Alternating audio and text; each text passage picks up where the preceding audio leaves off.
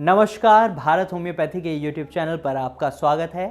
आज हम बात करेंगे लीवर डैमेज और सोराइसिस का क्या कनेक्शन है। लीवर डैमेज की वजह से आपका सोराइसिस कैसे एग्रीवेट हो जाता है और लीवर डैमेज सोराइसिस पेशेंट्स में क्यों देखा जाता है, इन कारणों की भी हम बात करेंगे। सबसे पहले हम समझ लेते हैं लीवर डैमेज को हम कैसे पहचान सकते हैं। जब पेशेंट का लीवर डैमेज होता है तो वो टेस्ट कराते हैं LFT और उस टेस्ट में वो देखते हैं उनका SGPT लेवल, SGOT लेवल और बिलीरुबिन लेवल बढ़ा हुआ वो देखते हैं और उन्हें समझ आता है उनके लीवर में कुछ दिक्कत है, लेकिन इसकी वजह से उनका सोराइसिस कैसे एग्रीवेट हो रहा है उन्हें ये समझ नहीं आता। तो सबसे पहले हम समझते हैं लीवर डैमेज होता क्यों है। तो सोराइसिस पेशेंट्स में लीवर डैमेज होने का एक बड़ा कारण है, जब सोराइसिस पेशेंट्स अपना ट्रीटमेंट शुरू करवाते हैं तो वो जनरली स्टेरॉइड्स ट्रीटमेंट प्रेफर करते हैं या फिर एंटी फंगल ट्रीटमेंट प्रेफर करते हैं या एंटी हिस्टेमिटिक ट्रीटमेंट प्रेफर करते हैं और ये तीनों ही ट्रीटमेंट लीवर डैमेज का एक बहुत बड़ा कारण होते हैं। इस सिचुएशन में पेशेंट्स का लीवर डैमेज हो जाता है और पेशेंट का सोराइसिस ना चाहते हुए भी एग्रीवेट हो जाता है। जो दवाइयां उनको असर करने के लिए दी गई थी, उनके सोराइसिस पर असर करने के लिए दी गई थी,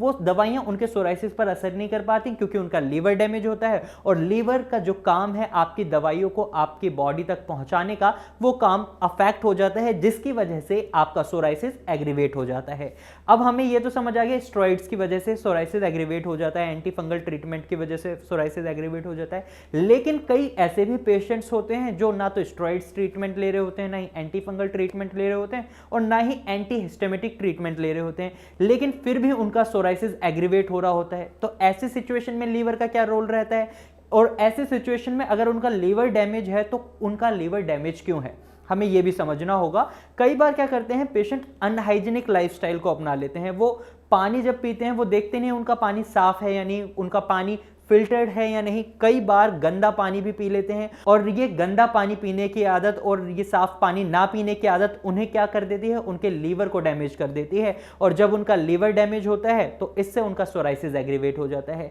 वहीं दूसरा कारण जो सोराइसिस पेशेंट्स में देखा जाता है, वो क्या करते हैं जब सब्जियां खाते हैं तो वो बिना धोए सब्जियों को खाने लग जाते हैं या फिर जिन बर्तनों में वो सब्जियां या खाना खा रहे हैं वो साफ नहीं होते या जब उन बर्तनों को धोया जाता है तो वहां जिस पानी का यूज किया जा रहा है वो पानी गंदा होता है या फिर जिस सोप से वो अपने बर्तनों को साफ कर रहे हैं वो सोप सही नहीं होता और जिसका रिजल्ट क्या होता है, उनका लीवर डैमेज होता है। उनके SGOPT, SGPT लेवल्स बढ़ने लग जाते हैं, बिलिरुबिन लेवल बढ़ने लग जाते हैं और इसका इफेक्ट उनके सोराइसिस को एग्रीवेट करने पर साफ साफ दिखने लग जाता है। वहीं कुछ केसेस में क्या होता है, पेशेंट्स की रिकरेंट लीवर इंफेक्शन की प्रॉब्लम भी होती है और कुछ केसेस में ऐसा भी देखा जाता है कि पेशेंट्स की हिस्ट्री रही होती है हेपेटाइटिस A, हेपेटाइटिस B और हेपेटाइटिस C की, जिसकी वजह से भी उनका लीवर डैमेज होता है। और साथ ही कई केसेस में ऐसा भी देखा गया है कि जॉन्डिस की प्रॉब्लम सोराइसिस पेशेंट्स को होती है, उन्हें समझ ही नहीं आता उन्हें जॉन्डिस की प्रॉब्लम है। कई पेशेंट्स आते हैं भारत होम्योपैथी में और जब हम उनका ट्रीटमेंट करते हैं तब हम उन्हें बताते हैं कि आपको जॉन्डिस की प्रॉब्लम है, आपको पीलिया की प्रॉब्लम है और पेशेंट्स को इसका पता ही नहीं होता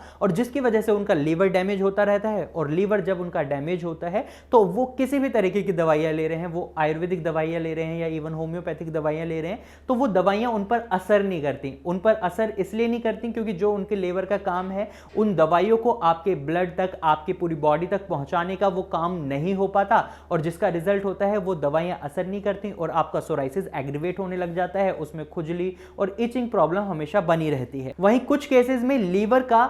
मेटाबॉलिज्म बचपन से ही वीक होता है और इसकी वजह से भी उन्हें रिकरेंट लीवर इन्फेक्शंस बनते रहते हैं और जिसकी वजह से उनका सोराइसिस बार बार एग्रीवेट होता रहता है, उन्हें इस प्रॉब्लम को फेस करना होता है। अब कई केसेस ऐसे होते हैं पेशेंट्स को समझ ही नहीं आता कि उनका लीवर खराब है या उनके लीवर में कुछ डैमेज हो रहा है, जिसकी वजह से उन्हें इस प्रॉब्लम को फेस करना पड़ता है। वहीं लीवर डैमेज होने के कुछ सिम्टम्स है जो मैं आपको बता रहा हूं। अगर आपको भूख में कमी लगती है या फिर आपको उल्टी आने का जैसा मन बना रहता है, आपको डायरिया या कॉन्स्टिपेशन की प्रॉब्लम लगातार बनी रहती है या फिर आपके लीवर की साइड में आपको पेन महसूस होता है, पेन महसूस करते हैं आप अगर अपने लीवर की साइड में, तो ये भी आपके लीवर डैमेज के सिम्टम्स हैं। और वहीं अगर आप सोराइसिस के पेशेंट्स हैं और आपको ये सिम्टम्स दिखाई दे रहे हैं तो सबसे पहले आपको LFT टेस्ट कराना है यानी लीवर फंक्शन टेस्ट कराना है। आप उस टेस्ट में देखेंगे आपका SGOT और बिलिरुबिन और SGPT लेवल्स अगर नॉर्मल हैं तो इसका मतलब है आपका लीवर सही से काम कर रहा है, कोई और फैक्टर है जिसकी वजह से